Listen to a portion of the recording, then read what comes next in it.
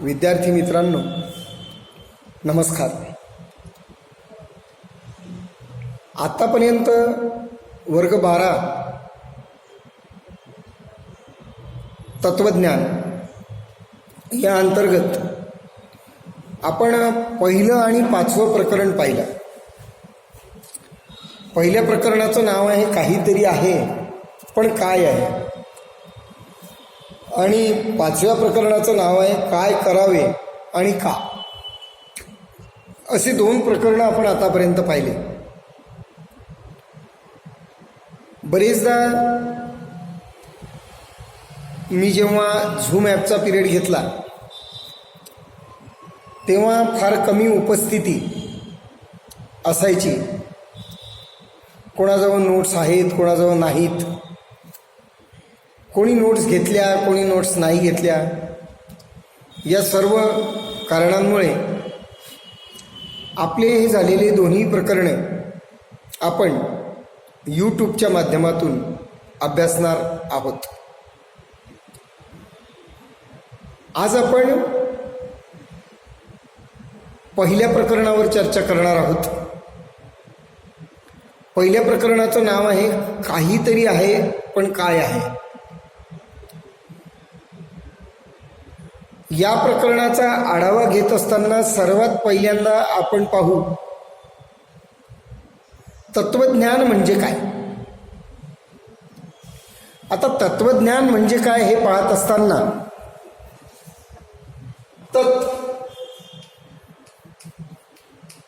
चे स्वरूप, तत् याचा अर्थ आहे सत्य स्वरूप. आणि म्हणून सत्य स्वरूपाचे ज्ञान म्हणजे तत्वज्ञान. सत्य स्वरूप कशाची सत्यता जाणून घेणे, विश्वातील सर्व गोष्टींची सत्यता जाणून घेणे, याला आपण तत्वज्ञान असं म्हणतो. तत्वज्ञानाला इंग्रजीमध्ये फिलॉसॉफी, इंग्रजीमध्ये तत्वज्ञानाला फिलॉसॉफी असे म्हणतात.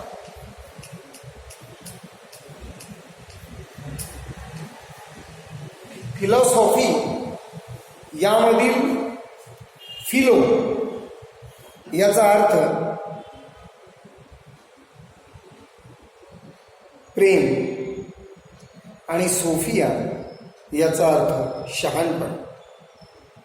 मग शहाणपणावर प्रेम करणारा, शहाणपणाविषयी प्रेम असणारा, त्याला आपण फिलॉसॉफी असं म्हटलं. तत्वज्ञानाला मराठीमध्ये तत्वज्ञान असं म्हणतात. आणि म्हणून सत्य स्वरूपाचं ज्ञान ज्याच्या माध्यमातून आपल्याला होतं त्याला आपण तत्वज्ञान असं म्हणतो.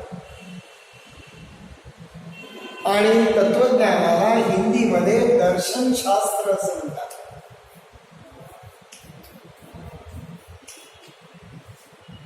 सर्व विषयांचं दर्शन तत्वज्ञानाच्या माध्यमातून आपल्याला होत असतं. तत्वज्ञानात सर्व विषयांचा आरसा आहे, सर्व विषयांचं प्रतिबिंब त्याच्यामध्ये पडतं. आणि त्याच्या माध्यमातून तत्वज्ञानाच्या संदर्भात आपल्याला असं म्हणता येतं की तत्वज्ञान हा सर्व विषयांचा आरसा आहे. आणि म्हणून त्याला आपण दर्शनशास्त्र असं म्हणतो. दर्शनशास्त्र, तत्वज्ञान आणि फिलॉसॉफी या कोणत्याही माध्यमातून जर आपण तत्वज्ञानाचा अभ्यास केला तर सत्य स्वरूपाचं ज्ञान हीच व्याख्या आपल्याला समोर येते. मग सत्य स्वरूपाचं ज्ञान यामध्ये काय, यामध्ये सर्वात महत्त्वाची गोष्ट अशी येते काही सत्य जाणून घेताना काही गोष्टींची मीमांसा आपल्याला करावी लागते, काही गोष्टीचं चिंतन आपल्याला करावं लागतं, काही गोष्टींचा अनुभव आपल्याला घ्यावा लागतो, काही गोष्टी अनुभवाच्या पलीकडच्या असतात, याही आपल्याला समजून घ्याव्या लागतात. काही गोष्टींची चिकित्सा आपल्याला करावी लागते. काही गोष्टींविषयी आपल्या मनामध्ये उत्सुकता असते आणि या उत्सुकतेच्या माध्यमातून आपण कार्यप्रवृत्त होतो आणि विश्वाबद्दलचं सत जाणून घेण्याचा प्रयत्न करतो. या विश्वाबद्दलच्या सत जे आपण जाणून घेतो ते सर्व माध्यमातून जाणून घेण्याचं काम तत्वज्ञान करत असते. आणि म्हणूनच तत्वज्ञानाला आपण दर्शनशास्त्र, फिलॉसॉफी किंवा तत्वज्ञान असे म्हणत असतो.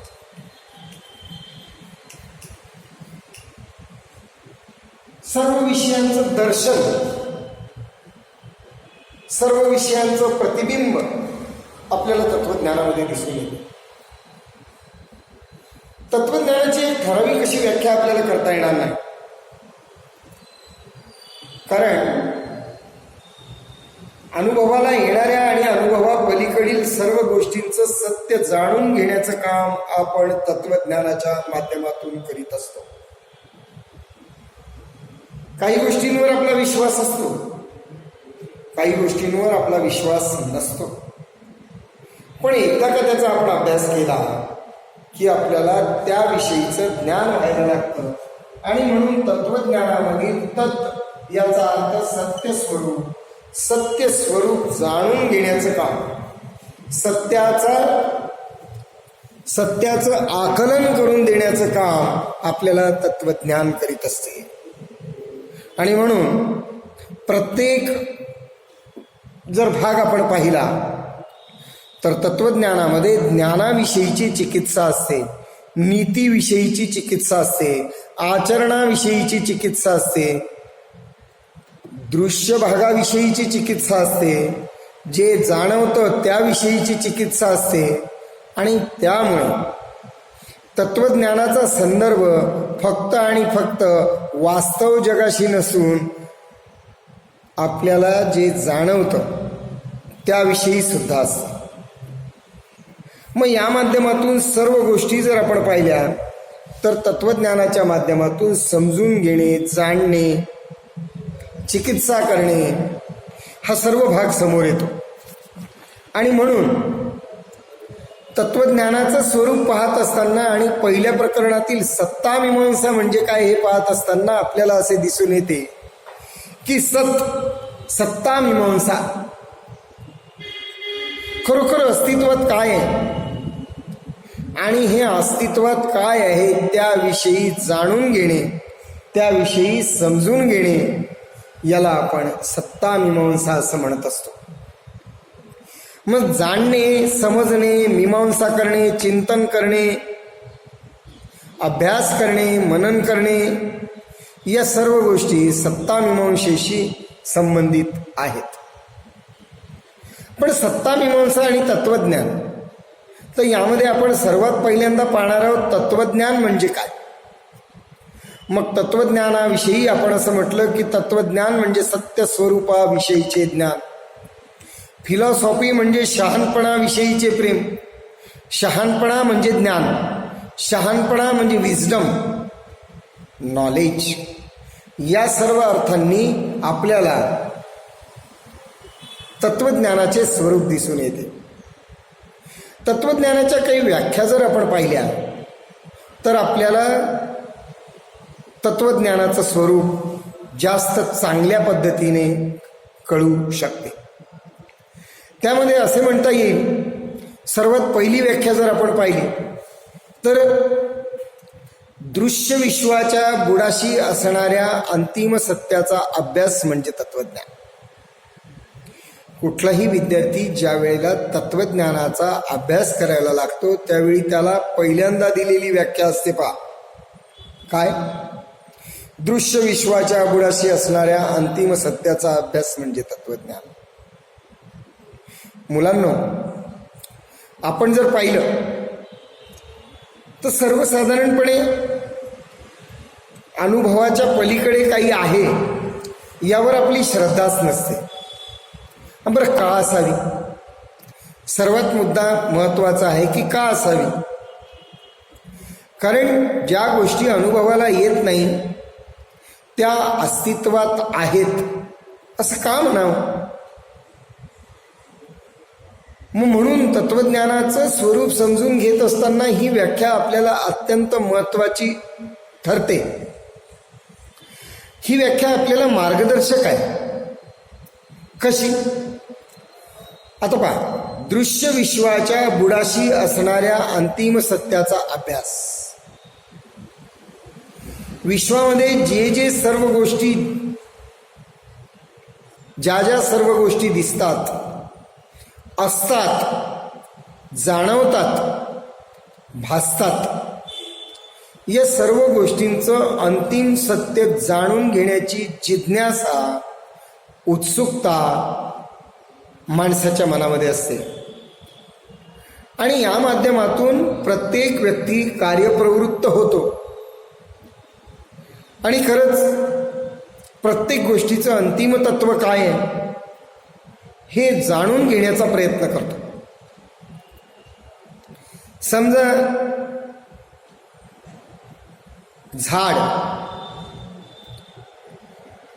झाडाचं खोड आपल्याला दिसतं, झाडाची पानं आपल्याला दिसतात, झाडाची फळे आपल्याला दिसतात, पण का झाडाचं अंतिम सत्य काय, अंतिम सत्तत्व काय, कशामुळे झाडाचं पोषण होते? तर झाडाचं पोषण मुळांमुळे होते. आणि म्हणून मग दृश्य विश्वाच्या बुडाशी असणाऱ्या अंतिम सत्याचा अभ्यास म्हणजे तत्वज्ञान ही व्याख्या जर आपण पाहिली आणि या व्याख्येमध्ये झाड हे जर तत्व घेतलं, झाड म्हणजे काय?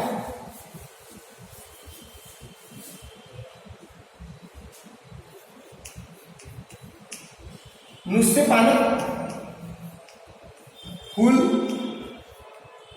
फळ, बुंदा, खोड, मूळ. आता हे मूळ नावाचं जे तत्व आहे ना हे दिसतच नाही, पण ते आहे की नाही? निश्चितच आहे. आणि म्हणून दृश्य विश्वाच्या बुडाशी असणाऱ्या अंतिम सत्याचा अभ्यास, याच्यामध्ये झाड या तत्वाचा अभ्यास जर आपल्याला करायचा असेल तर या सर्व गोष्टींचा अभ्यास आपल्याला करावा लागेल. आणि म्हणून मग झाड म्हणजे काय? तर झाड म्हणजे हे सर्व, या सर्वांचा अभ्यास आपल्याला करावा लागेल. आणि म्हणून दृश्य विश्वाच्या बुडाशी असणाऱ्या अंतिम सत्याचा अभ्यास यामध्ये झाड हे एक तत्व जर आपण घेतलं तर पान, फूल, मूळ, खोड, बुंदा, ऊन, वारा, पाऊस ही सर्व तत्व त्या झाडाच्या वाढीची कारणीभूत आहेत.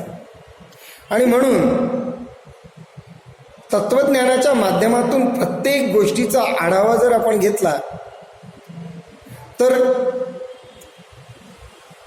अनुभवाला येणाऱ्या आणि अनुभवा पलीकडील सर्व गोष्टीचं अंतिम सत्य शोधण्याचं काम तत्वज्ञान करीत असते.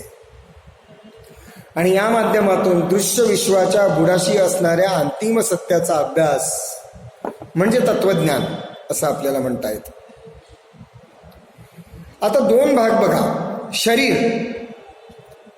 शरीराला आवश्यक असणारं पोषण मूल्य आणि शरीराचा इतर सर्व भागांशी असलेला संबंध, या माध्यमातून जर आपण दृश्य विश्वाच्या बुडाशी असणाऱ्या अंतिम सत्याचा अभ्यास, मग हे चैतन्य शरीर जे आहे याच्यामध्ये जे चैतन्य आहे या चैतन्याचा अभ्यास, कारण शरीराला चालवण्यासाठी जो मुख्य भाग आहे ते आहे चैतन्य, ती आहे जाणीव, ती आहे हालचाल. अशा अनेक गोष्टींचा अभ्यास जर आपण केला, समजा खडूच्या माध्यमातून आपण म्हटलं की याचं अंतिम तत्व काय. जर चुनाच नसता तर, जर रंगच नसता तर खडूच अस्तित्वात आला नसता. हे डस्टर कोणकोणते महत्त्वाचे तत्व आहे याच्यामध्ये. मग याचा स्पंज आहे, याचं लाकूड आहे, याचा कलर आहे आणि ह्या सगळ्या गोष्टी बनवणारे आहे. या सर्व गोष्टी याच्याशी संबंधित आहे. आणि म्हणून दृश्य विश्वाच्या बुडाशी असणाऱ्या अंतिम सत्याचा अभ्यास म्हणजे तत्वज्ञान असं जे आपण म्हणतो. तर प्रत्येक गोष्टीमध्ये तत्वज्ञान सामावलेलं आहे. प्रत्येक गोष्टीचं अंतिम तत्व शोधून काढण्याचं काम आपण तत्वज्ञानाच्या माध्यमातून करीत असतो. दुसरी व्याख्या आपण पाहू. सत्य स्वरूपाचं ज्ञान म्हणजे तत्वज्ञान. सत्य आणि तथ्य या दोन गोष्टी जर आपण पाहिल्या तर सत्य एकच असते पण तथ्य अनेक असतात. फॅक्ट्स, एका गोष्टीसाठी अनेक फॅक्ट्स असतात. दूध का नासलं याच्यात काय तथ्य आहे. तर दूध अनेक गोष्टींमुळे नासू शकतं, त्याला आपण फॅक्ट्स असं म्हणतो. मग फॅक्ट्स कोणकोणत्या, दूध नासण्याच्या फॅक्ट कोणकोणत्या, तथ्य कोणकोणते आहेत. बघा, अनेक फॅक्टपैकी मी काही फॅक्ट तुम्हाला सांगतो. दूध नासण्याच्या अनेक फॅक्ट आहेत. एक, ज्याला आपण म्हणू भांडं चांगलं नसेल, मीठ पडलं असेल, शिळं दूध असेल. पण हे या सर्व झाले फॅक्ट्स. पण सत्य काय, दूध नासलं, चहा होणार नाही. बघा तुम्ही, मग सत्य स्वरूपाचं ज्ञान आपल्याला सत्य कळते. काय सत्य कळते की हे दूध चहासाठी कामात येऊ शकणार नाही. हा जो भाग आहे त्याला आपण सत्य स्वरूपाचं ज्ञान असं म्हणत असतो. प्रत्येक गोष्टीमधील सत्य आपल्याला जाणून घ्यायचं आहे. बघा तुम्ही, माणूस हरणासारखा पळू शकेल का हो? सत्य आहे. बरं, हरिण माणसासारखं चालू शकेल का? मुळीच नाही. मग या सर्व गोष्टी विश्वामध्ये दिसणाऱ्या, असणाऱ्या आणि भासणाऱ्या या सर्व गोष्टीमधील सत्य आपल्याला जाणून घ्यायचं आहे. आणि हे सत्य, या सत्यापर्यंत घेऊन जाण्याचं काम आपल्याला तत्वज्ञान करत असते. आणि म्हणून आपण तत्वज्ञानाला सत्य स्वरूपाचं ज्ञान असं म्हणतो. बघा तुम्ही, साध्या गोष्टी असतात, कळतं पण वळत नाही. ही सुंदर मराठीतली म्हण आहे, कळतं पण वळत नाही. पण ज्याला कळतंही आणि वळतंही त्याला सत्य कळलं असं आपण म्हणतो. काय एवढा मोठा झाला पण कसा वागतो तू, असं मोठे आपल्याला म्हणतात. म्हणजे एवढा मोठा झाला हे कळलं आपल्याला, पण कसं वागायला पाहिजे या दृष्टीने वळलं नाही. मग कळणे आणि वळणे या दोन्ही गोष्टींचा आढावा किंवा या दोन्ही गोष्टींचं एकत्रीकरण किंवा या दोन्ही गोष्टी आपल्याला कळतात आणि ते जेव्हा आपल्याला कळतं तेव्हा आपण योग्य मार्गावरून चालायला लागतो. तर त्यावेळी आपण असं म्हणू की त्याला सत्य स्वरूपाचं ज्ञान असं म्हणतात. बघा एक व्याख्या, मी नेहमी असं वर्गामध्ये म्हणतो की पढोगे लिखोगे तो बनोगे नवाब, खेलोगे कूदोगे तो बनोगे खराब. का आता ह्या व्याख्येचं सत्य स्वरूप काय आहे, या उदाहरणाचं सत्य स्वरूप काय आहे? या उदाहरणाचं सत्य स्वरूप आहे की पाहिजे त्यावेळी पाहिजे त्या गोष्टी करा. अभ्यासाच्या वेळी अभ्यास करा, खेळायच्या वेळी खेळ करा. कारण शरीराला खेळणं सुद्धा आवश्यक आहे, पण डोक्याला अभ्यास करणं सुद्धा आवश्यक आहे. मग सत्य स्वरूप काय आहे? अभ्यासाच्या वेळी अभ्यास करा आणि खेळायच्या वेळी खेळा, दोन भाग आहेत. आणि म्हणून सत्य स्वरूपाचं ज्ञान, आपल्याला सत्य स्वरूपाचं ज्ञान झालं पाहिजे काय खरं आहे आणि काय खोटं आहे याचं ज्ञान आपल्याला झालं पाहिजे आणि त्याच्या माध्यमातून आपण जीवन जगलं पाहिजे. मग हा जो सर्वात महत्त्वाचा भाग आहे याला आपण सत्य स्वरूपाचं ज्ञान म्हणजे तत्वज्ञान असं म्हणतो. खरं म्हणजे सत्य जाणून घेणे आणि मग जीवन जगणे हा सर्वात महत्त्वाचा भाग आहे आणि तो तत्वज्ञानाच्या माध्यमातून आपल्याला समजत असतो आणि म्हणून आपण तत्वज्ञानाला सत्य स्वरूपाचं ज्ञान असं म्हटलेलं आहे. तिसरी व्याख्या आपण पाहणार आहोत. अनुभवाला येणाऱ्या आणि अनुभवा पलीकडील सर्व भागांचा अभ्यास म्हणजे तत्वज्ञान.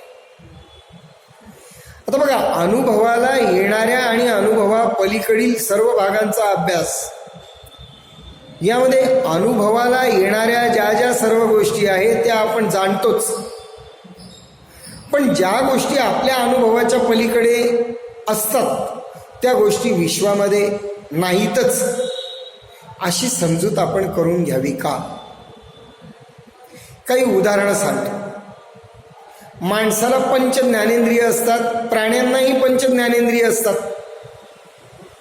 पंच ज्ञानेंद्रिय कोणती? तर कान, नाक, डोळे, जीभ आणि त्वचा. कानाच्या माध्यमातून ऐकतो, नाकाच्या माध्यमातून श्वास घेतो, डोळ्याच्या माध्यमातून पाहतो, जिभेच्या माध्यमातून चव घेतो आणि त्वचेच्या माध्यमातून संवेदना जाणवतात. वेदना आणि संवेदना या सर्व गोष्टींचा अनुभव आपल्याला येतो. मग ज्याप्रमाणे मनुष्य प्राण्याला जसा तो अनुभव येतो त्याचप्रमाणे इतर सर्वांना सुद्धा तो तसाच येतो. पण मनुष्य प्राण्याजवळ या पंचज्ञानेंद्रिय व्यतिरिक्त बुद्धीच्या माध्यमातून काही गोष्टी इतर प्राण्यांपेक्षा वेगळ्या असतात. इतर प्राण्यांमध्ये त्या नसतात आणि इतर प्राण्यांमध्ये त्या नसतात तर त्याला आपण सहज प्रेरणा असं म्हणतो.